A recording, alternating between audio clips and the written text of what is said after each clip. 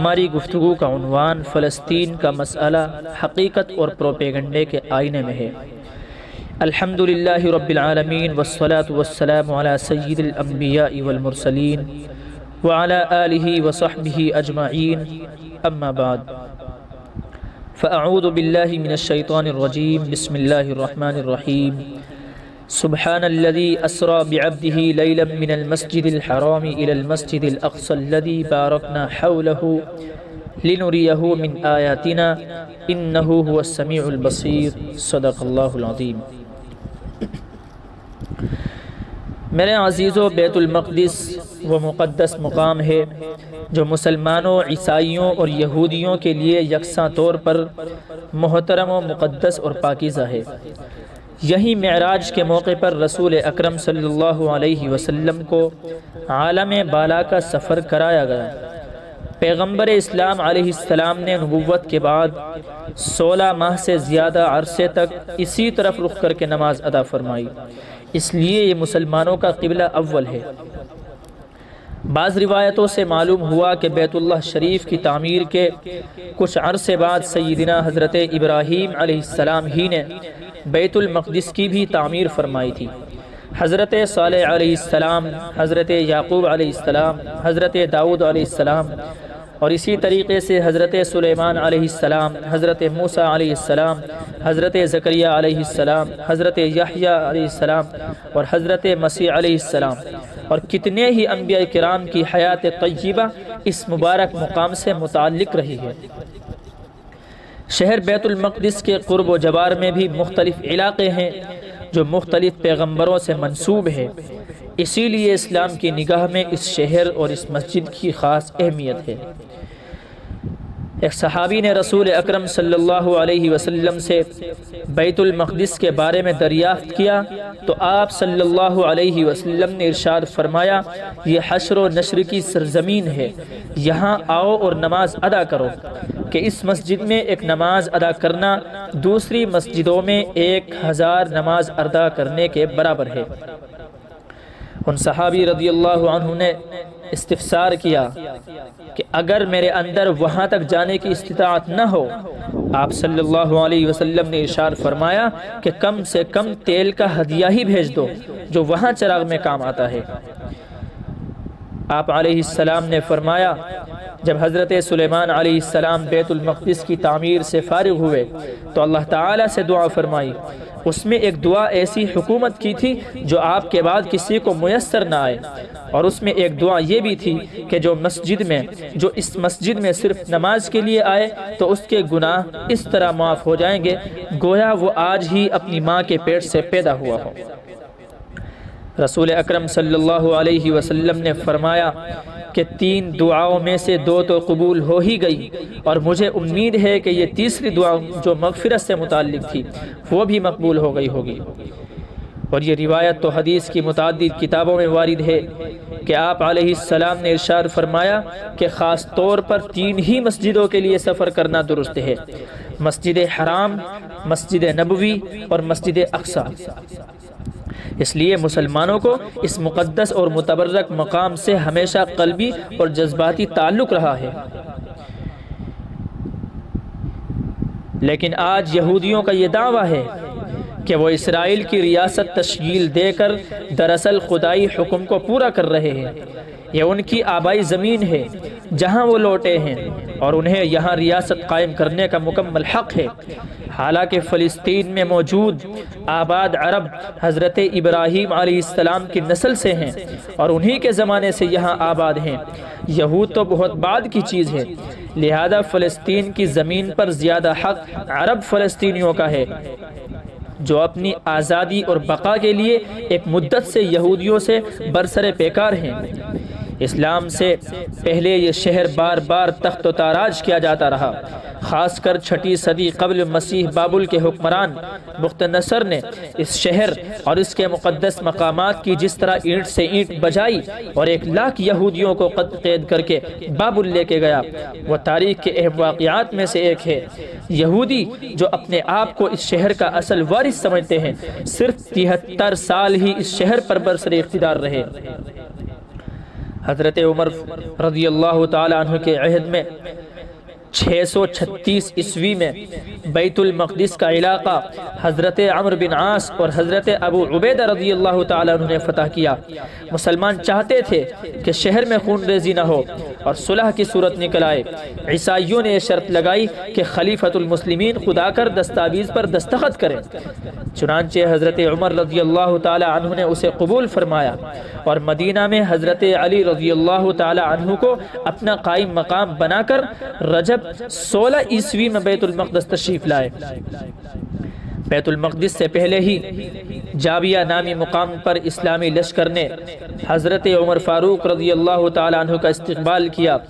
وہیں عیسائی رہنما بھی آ گئے اور معاہدہ صلح کی تحریر عمل میں آئی۔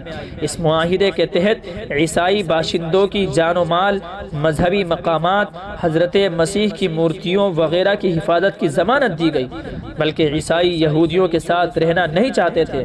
حضرت عمر رضی اللہ عنہ نے ان کی اس خواہش کو بھی قبول فرمایا اور یہودیوں کو الگ آبادی بنائی گئی۔ اس کے بعد آج یہاں برابر مسلمان حکمران رہے، یہاں تک کہ 11ویں صدی عیسوی میں صلیبی جنگیں شروع ہوئی اور 23 شعبان 492 ہجری کو عیسائی دوبارہ فاتحانہ بیت المقدس میں داخل ہوئے۔ انہوں نے شہر میں ایسا قتل عام مچایا کہ بچے، بوڑھے، جوان اور مرد و عورت کو بلا امتیاز تہہ تیغ کیا گیا۔ شہر میں لاشوں کے انبار لگا دیے گئے۔ خود مغربی مورخین نے اس خون آشامی کا اعتراف کیا ہے۔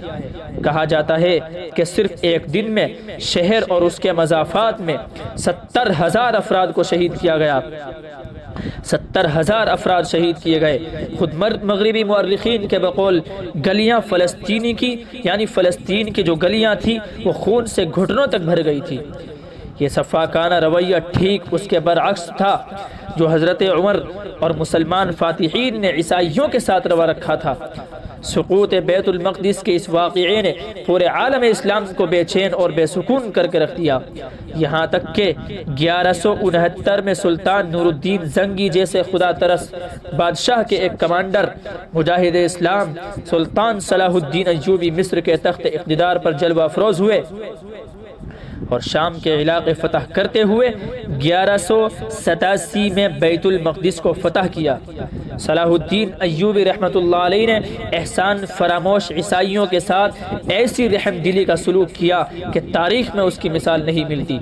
چنانچہ خود عیسائی دنیا یعنی جو اسلام اور مسلمانوں کے بارے میں طرح طرح کی غلط فہمیوں میں مبتلا تھی، خود عیسائی دنیا پر اس کا گہرا اثر پڑا۔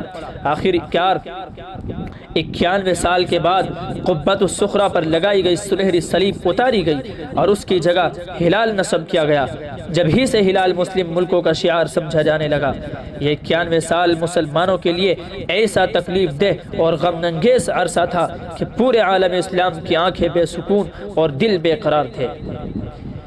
میرے عزیزو، خلافت عثمانیہ ترکی کے دور میں ہی یہودیوں نے سازشیں رچنا شروع کر دی تھی، لیکن خلیفہ نے کسی قیمت پر یہودیوں کو فلسطین میں زمین خریدنے کی اجازت نہیں دی۔ بالآخر مغربی سازشوں سے خلافت عثمانیہ کا سقوط ہوا اور 1948 میں عالم اسلام کے قلب میں اسرائیل کا خنجر گھونپ دیا گیا۔ یہ زخم بڑھتا رہا یہاں تک کہ 1967 میں مسلمانوں کا قبلہ اول ان کے ہاتھوں سے جاتا رہا۔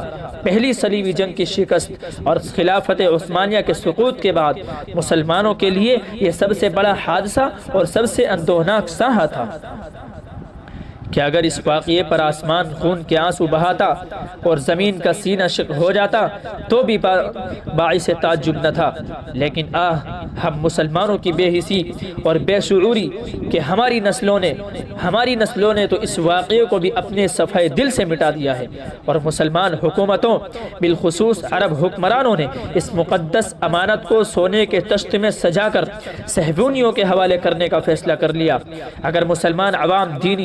اگر مسلمان عوام کی دینی حمیت آڑے نہ آتی اور حماس کے مجاہدین اٹھ کھڑے نہ ہوتے تو شاید فلسطین صفحہ ہستی سے مٹ چکا ہوتا۔ اس وقت غزہ کے نہتے اور محصور لوگوں پر جو ظلم کے جو پہاڑ توڑے جا رہے ہیں، جو ظلم و تشدد اور جو بربریت کی جا رہی ہے، وہ درندوں کو بھی شرمندہ کرنے والا ہے۔ اگرچہ اس میں معصوم بچوں، عورتوں اور بہت سے نہتے لوگوں کی جانیں جا رہی ہیں اور اسلام دشمن طاقتیں شادیانے بجا رہی ہیں، لیکن حقیقت میں یہ فلسطین کے مظلوموں کی فتح ہے۔ اس جنگ نے اسرائیل کی درندگی اور لا قانونیت کو پوری طرح واضح کر دیا ہے۔ اس جنگ نے اسرائیل کی بے شرمی اور اس کی دہشت گردی اور اس کی ظلم و تشدد اور ظلم و بربریت کو واضح کر دیا ہے۔ کسی کو باندھ کر اس کو ظلم کا نشانہ بنانا بہادری نہیں بلکہ بزدلی ہے۔ اور حال ہی کے اس واقعے نے واضح کر دیا ہے کہ اسرائیل ناقابل تسخیر نہیں ہے۔ عالم کفر کے سامنے یہ زمین کا ایک چھوٹا سا خطہ سینہ تانے کھڑا ہوا ہے۔ اس جنگ کے نتیجے میں فلسطینی مسلمانوں کے اندر جو جذبہ قربانی پیدا ہوا ہے اور جس شوق کے ساتھ مسکراتے ہوئے وہ جام شہادت نوش کر رہے ہیں، وہ عہد صحابہ کی یاد تازہ کر رہا ہے۔ اور یہ فلسطینیوں کی اخلاقی فتح ہے۔ پوری دنیا کے مسلمانوں پر استطاعت کے مطابق ان مظلوم بھائیوں کی مدد کرنا واجب ہے۔ اب سوال یہ پیدا ہوتا ہے کہ جو مسلمان ان مظلوم اور نہتے بھائیوں کی اخلاقی مدد کرنے کے سوا کچھ اور نہیں کر سکتے، انہیں کیا رویہ اختیار کرنا چاہیے؟ تو رسول اکرم صلی اللہ علیہ وسلم نے ایک اصول بیان فرما دیا ہے کہ جب تم میں سے کوئی شخص کسی برائی کو دیکھے تو اول اسے ہاتھ سے روکنے کی کوشش کرے، اگر اس پر قادر نہ ہو تو زبان سے، اور یہ بھی ممکن نہ ہو تو دل سے روکے، یعنی دل سے برا سمجھے اور دل میں یہ ارادہ رکھے کہ اللہ تعالی جب بھی قدرت دیں گے وہ اسے روکنے کی کوشش کرے گا۔ ظلم و جور سے بڑھ کر کوئی برائی نہیں ہے اور اپنی طاقت و صلاحیت پر اس کی مخالفت واجب ہے۔ مخالفت اور ناراضگی کے اظہار کا ایک طریقہ ترک تعلق بھی ہے، اور ظالموں کے ساتھ ترک تعلق کی تعلیم خود قرآن مجید نے دی ہے۔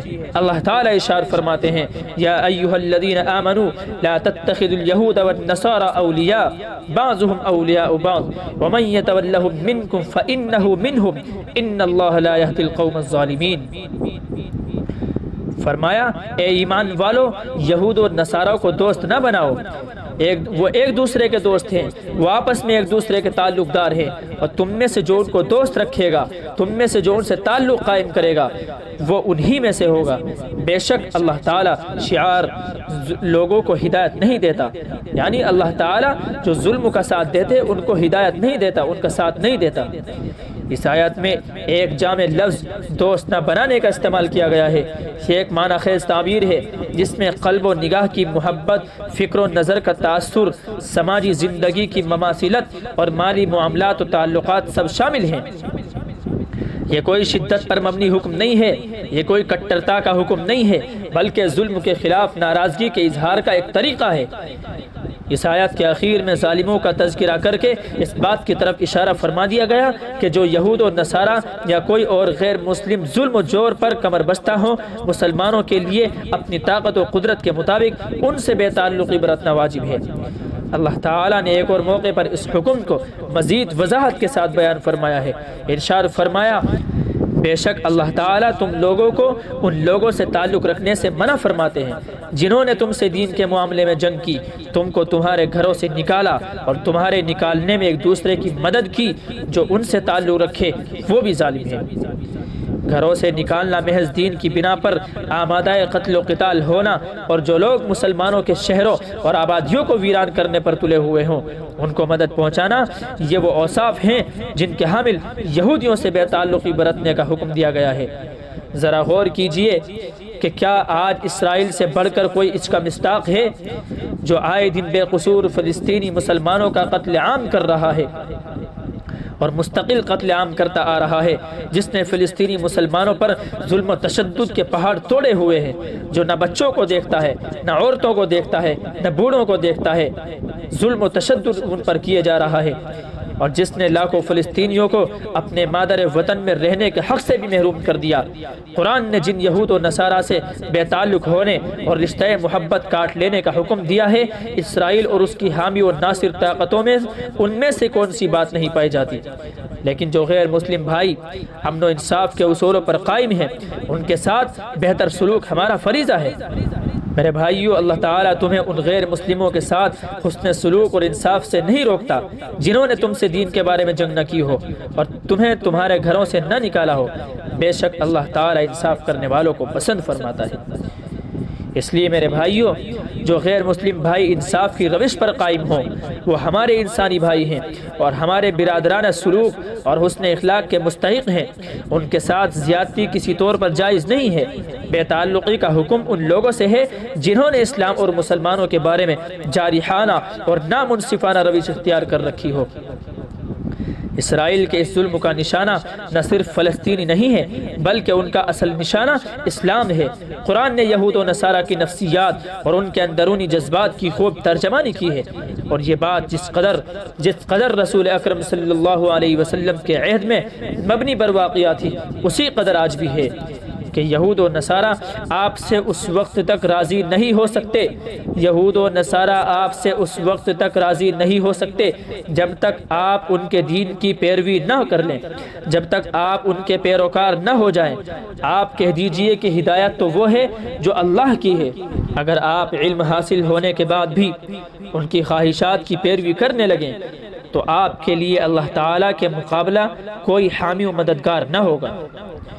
میرے بھائیو، قرآن نے اس میں یہود و نصارہ کے اندرونی جذبات کو کھول کر رکھ دیا ہے، اور خلافت عثمانیہ کے سقوط سے اب تک عالم اسلام میں جو جنگیں ہوئی ہیں وہ سب اس کے واضح شواہد ہیں، وہ سب اس کی واضح گواہی ہیں۔ اس لیے جب تک مسلمان اپنے مذہبی تشخصات اور اپنے ثقافتی امتیازات کو خیر آباد نہ کہہ دیں اور پوری طرح مغربی فکر اور مغربی ثقافت کے سامنے جبین تسلیم خم نہ کر دیں اور ان کی تشفی نہیں ہو سکتی، اور انشاءاللہ مسلمان ایسا کبھی نہیں کر سکتا، مسلمان کبھی اس کے لیے تیار نہیں ہو سکتا، مسلمان کبھی باطل کے سامنے گھٹنے نہیں ٹیک سکتا، مسلمان کبھی ظالم کے سامنے سر نہیں جھکا سکتا، اس لیے کہ وہ دین کے لیے سب کچھ کھونے کو پانا اور اللہ کی راہ میں اپنے آپ کو مٹا کر اس کو مٹانے کو اپنا جینا تصور کرتے ہیں، اور یہ ہم مسلمانوں کے ایمان و عقیدے کا حصہ ہے۔ اس لیے میرے بھائیوں، موجودہ دور میں حقیقت حال سے واضح طور پر رخ موڑا جا رہا ہے، حق کو باطل اور باطل کو حق کردانا جا رہا ہے، ظالم کی حوصلہ افزائی اور اس کی پشت پناہی کی جا رہی ہے، جبکہ مظلوموں کو پوری طرح کچلنے کی کوشش پوری قوت سے کی جا رہی ہے۔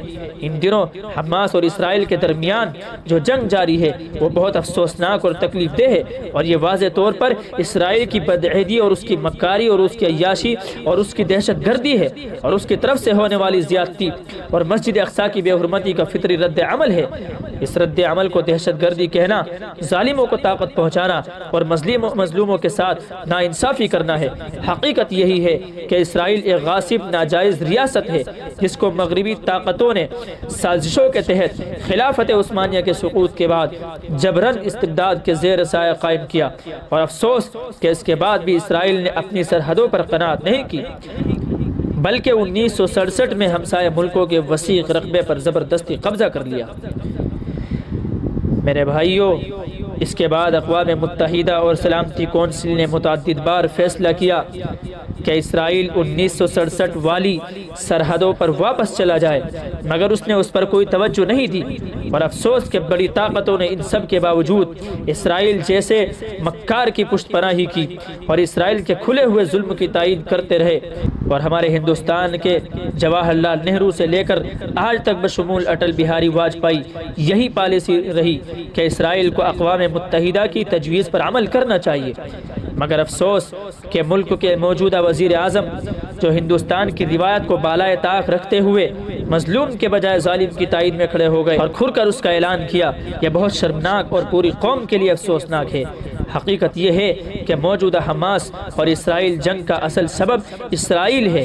فلسطینی اپنے اوپر ہونے والے ظلم کا دفاع کر رہے ہیں اور اس کا حل یہی ہے کہ فوری طور پر جنگ بندی ہو، اقوام متحدہ کے فیصلے کے مطابق فلسطین کی آزاد ریاست قائم ہو اور فلسطینیوں کے ساتھ انصاف قائم ہو۔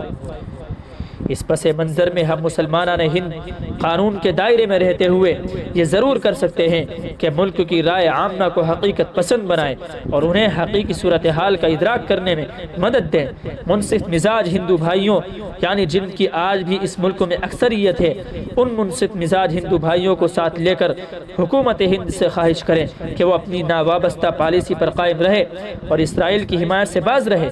وہ ظالم اور مظلوم کو ایک پردے میں نہ رکھے، وہ ظالم اور مظلوم کو ایک ساتھ نہ کرے۔ اس کے ساتھ ساتھ ہی ہم مسلمانوں پر یہ ضروری ہے ہم اسرائیلی کمپنیوں کی تجارتی اشیاء کا بائیکاٹ کریں۔